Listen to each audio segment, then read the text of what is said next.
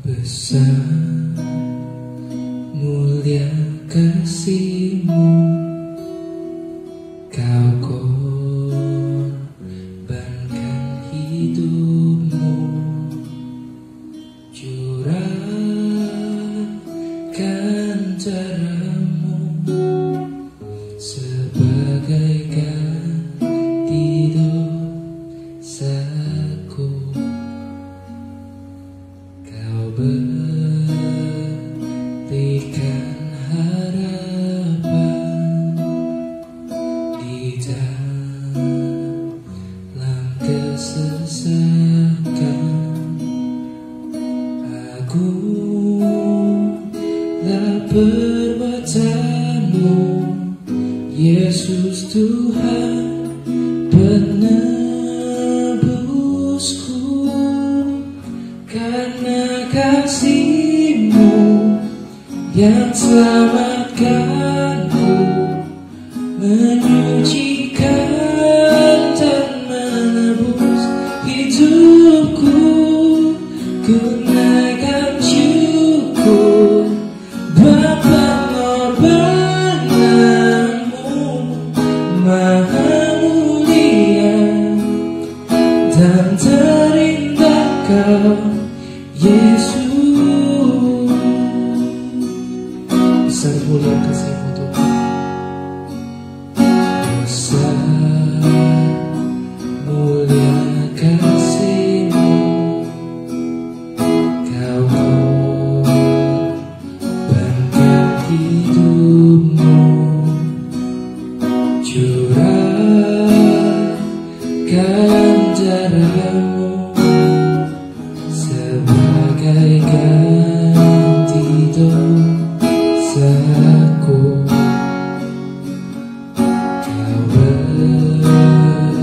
berikan harapan di dalam kesesakan.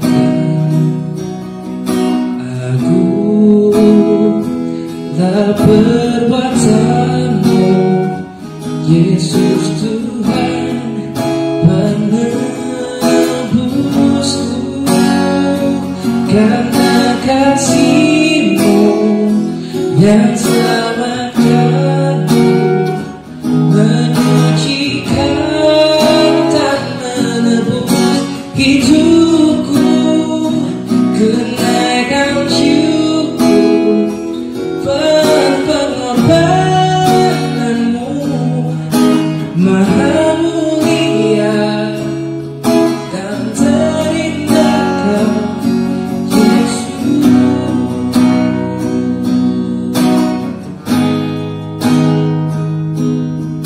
Maha mulia dan terindah Kau, Yesus.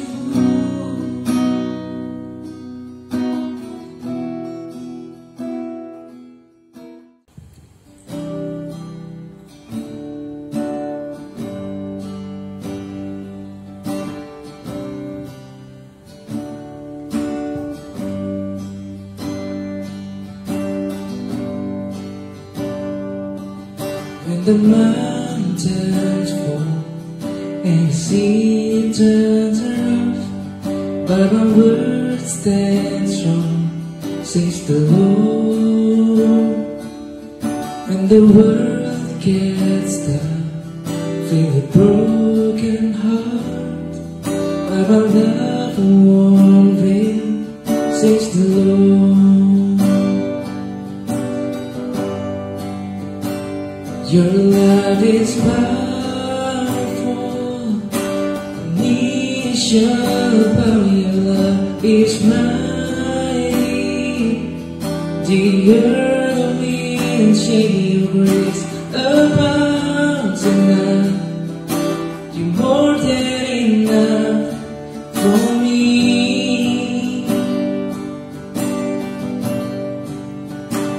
Jesus. You're able break every chains of life in your hand.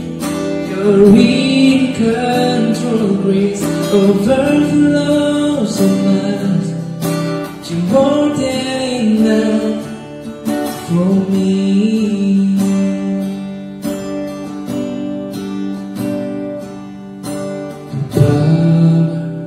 Mercy, never failing, stronger, deeper, never changing, glorious, faithful, never ending, great is our God. Power, mercy, never failing, stronger, deeper, never changing, glorious, faithful, never ending, great is our God. Sing your love is powerful. Me shall bow, your love is mighty. The earth will shake your grace abounds in us. You're more than enough for me. Jesus, you're able. Jesus, you're able to break every chains of life in your hands. You're in control, grace overflows in us. You're more than enough for me. Grace overflows in us. You're more than enough for me. You're more than enough for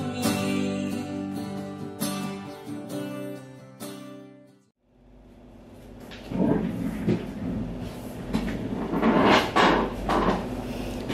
Hai BCC Next Gen sekalian, selamat pagi, selamat hari Minggu, dan juga selamat Paskah buat teman-teman semua dan semua pelayan di BCC, semua jemaat di BCC. Selamat Paskah, Tuhan memberkati. Mari kita hidup di dalam kemenangan yang sudah Tuhan berikan buat setiap kita, amin. Nah teman-teman, pagi hari ini welcome to another room in my house, karena kita belum bisa pergi-pergi untuk mempersiapkan ibadah online ini.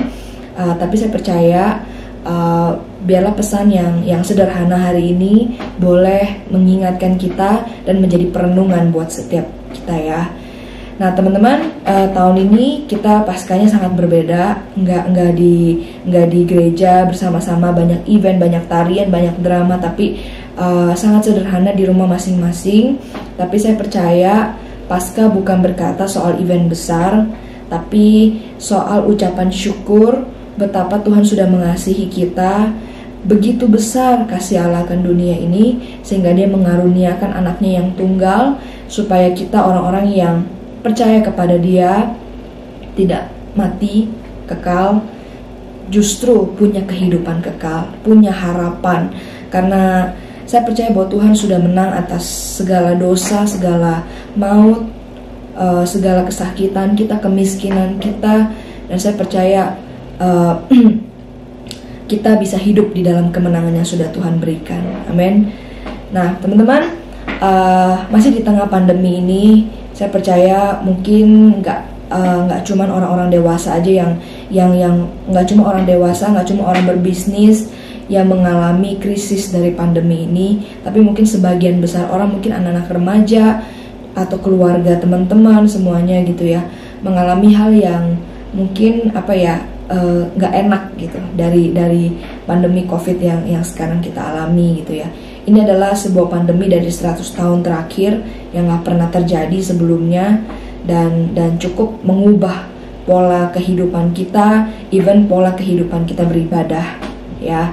Nah, cuman pagi hari ini saya mau encourage teman-teman supaya tetap kuat, tetap setia di dalam Tuhan, ya. Nah, teman-teman, ngomongin COVID-19, saya percaya teman-teman banyak yang lebih update dari saya. Cuman saya memang lumayan rajin ngelihat berita-berita yang disiarkan atau yang disajikan di tulisan di Google. Seperti contohnya kayak per 10 April kemarin, ya kan, itu sudah 3.512 kasus yang terjadi gitu, 306 jiwa sudah meninggal gitu. Karena itu apa ya, adalah suatu hal yang bikin worry, bikin khawatir, bikin takut kemana-mana. Apalagi saya nggak tahu karena cewek apa gimana gitu ya, tapi pergi-pergi suka takut dan segala macam gitu. Dan juga banyak berita-berita lain yang saya baca di Google gitu kan.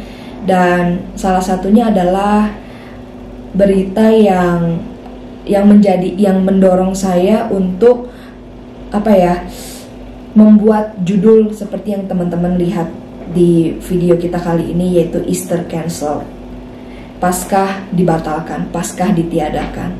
Nah, teman-teman, bukan hanya di Indonesia, tapi headline news di negara-negara lain ya, Amerika dan lain-lain, itu sangat gede-gede gitu, Easter cancel gitu.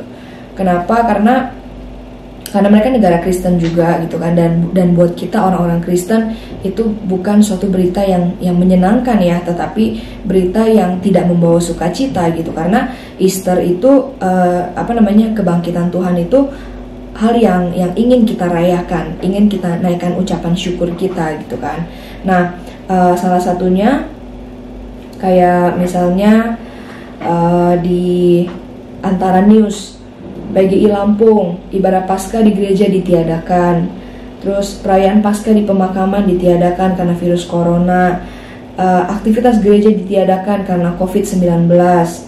Pekan Suci Paskah Keuskupan Agung Semarang ditiadakan. Nah, teman-teman, banyak banget headline news ya yang tentang Easter cancel gitu.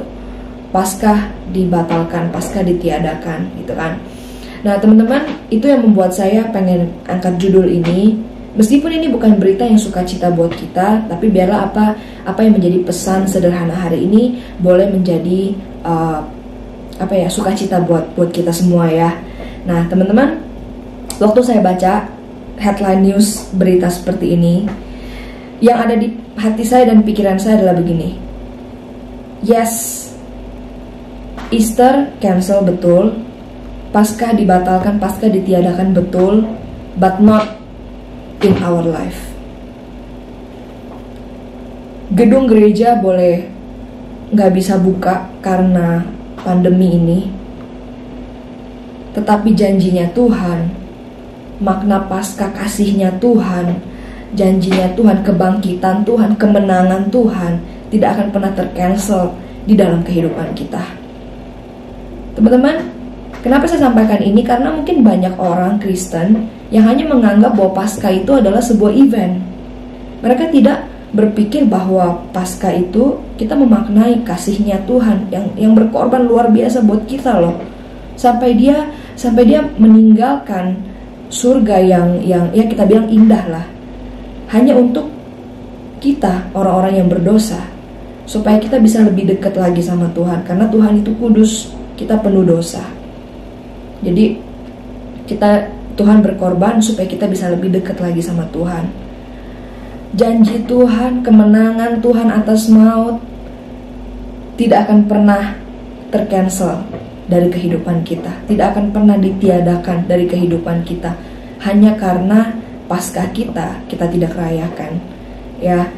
Nah, teman-teman, janjinya selalu ya dan amin, tidak akan pernah berubah, tidak akan pernah gagal. Mau Easter cancel berapa tahun juga, janjinya tidak akan pernah hilang dalam kehidupan kita. Saya baca banyak banget komentar-komentar dan postingan-postingan di Instagram story gitu kan. Kayak 2020 benar-benar banyak hal yang bikin shock. Bahkan ada yang tulis 2020 banyak banget hal yang bikin shock. Kalau bulan depan tiba-tiba ada UFO juga gue udah gak kaget gitu kan. Nah jadi kayak sangat bikin shock. Tiba-tiba si ini meninggal, tiba-tiba salah satu musisi hebat, anak Tuhan juga, Glenn Fredly tiba-tiba meninggal gitu kan.